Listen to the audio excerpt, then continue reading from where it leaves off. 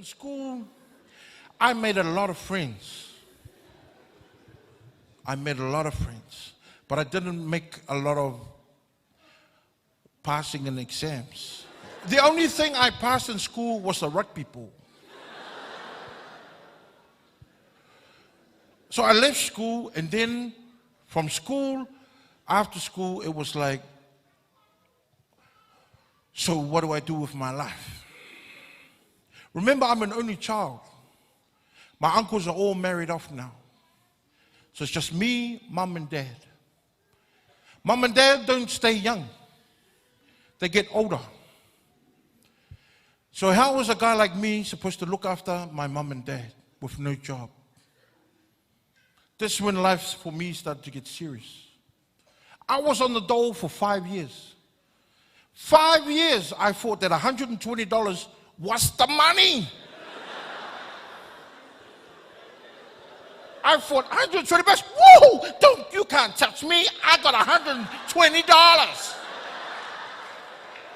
I was rich.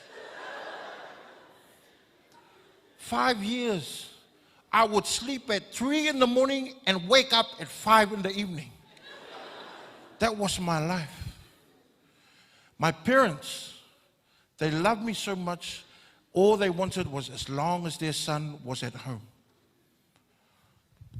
I get older. My parents finish work. How am I supposed to look after my parents? That's when I started to try and get a job. I worked on a rubbish truck. Had to get up at 4 in the morning. But that's when I'm usually asleep. I worked at rubbish truck for a bit, then I started pumping petrol. Worked at a gas station.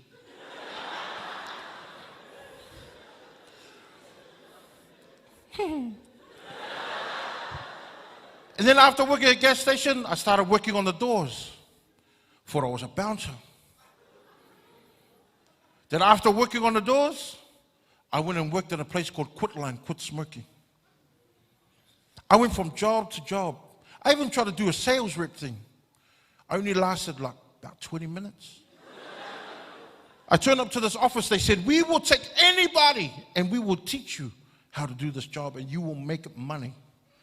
I turned up in my suit. They said you had to come nicely dressed. So I turned up in my white Sunday suit and Converse. And they said, okay, now what we're going to do is we're going to give you some products and we want you to go out and knock on every single door and try to sell these umbrellas. That's when I said, I quit. Not because of the umbrellas, but because of walking.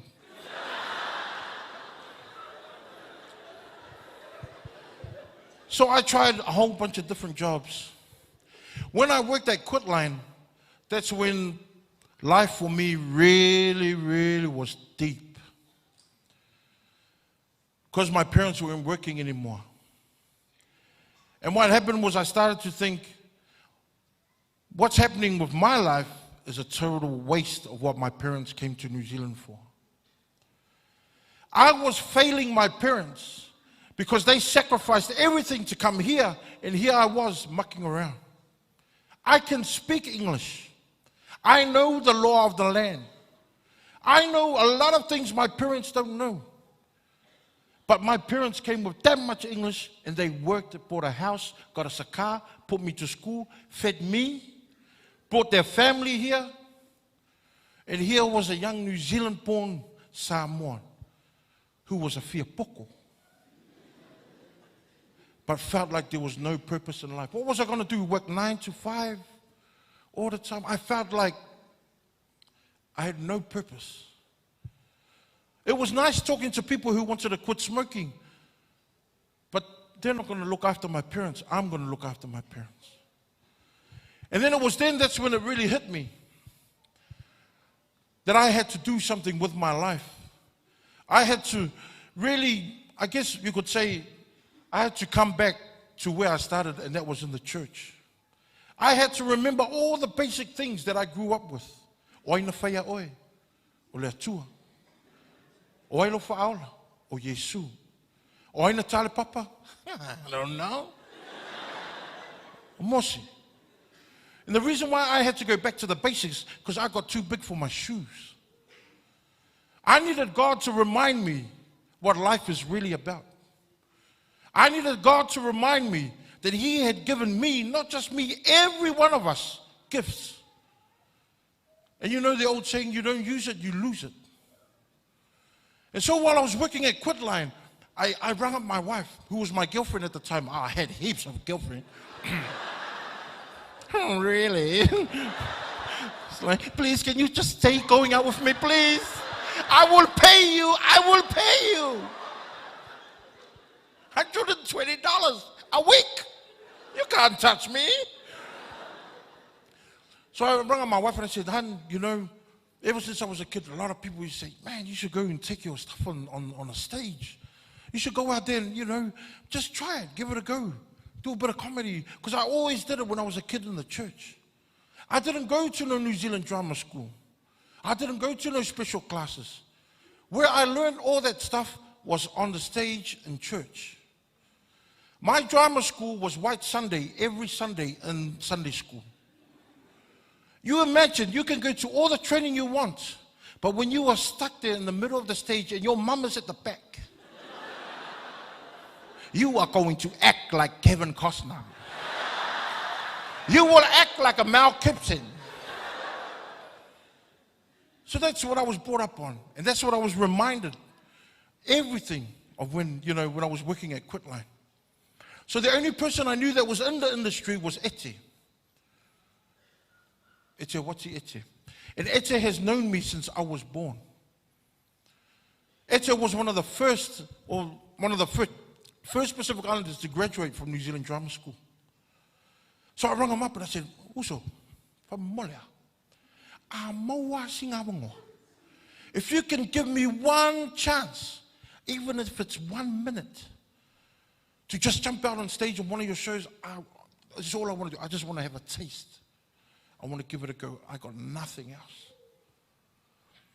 Ete had a show back in 2003. It was called Laughing Samoans. Ete said to me, okay, bro, give you some, you know, come MC, have a bit of a go. So I did. And I remember going out on that show, I will never be nervous ever in my life, except for that one time. People were paying money to come and see us do a show. And I stood out there, spotlight, couldn't see anyone's face. And all I remember is cracking the first joke. And then I heard this laughter. When I heard that laughter, that's when, for me, it felt like time had froze. Because I really believed that's when God was saying to me, this is your calling, Tofiga. My 5 minutes ended up being 20 minutes. A whole bunch of stuff came out of my head. I loved the laughter. I loved hearing people enjoying themselves. Then I went back off, Ete came on. And then I was asked to come back on another 5 minutes, and I went on for another half hour. People would have thought, man, is this Tofiga show? Who's the other guy? Man?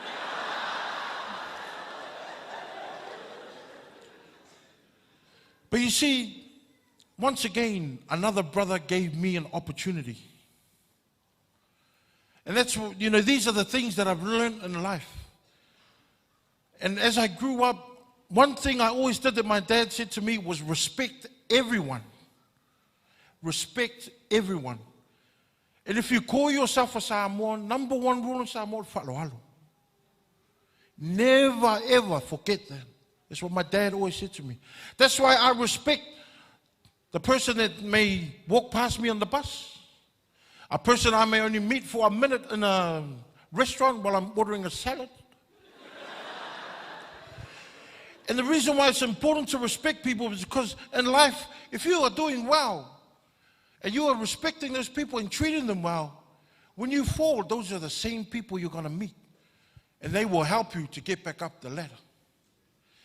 But if you don't respect and you become a real fiapoko, do you think someone's going to put out their hand and stop you from falling?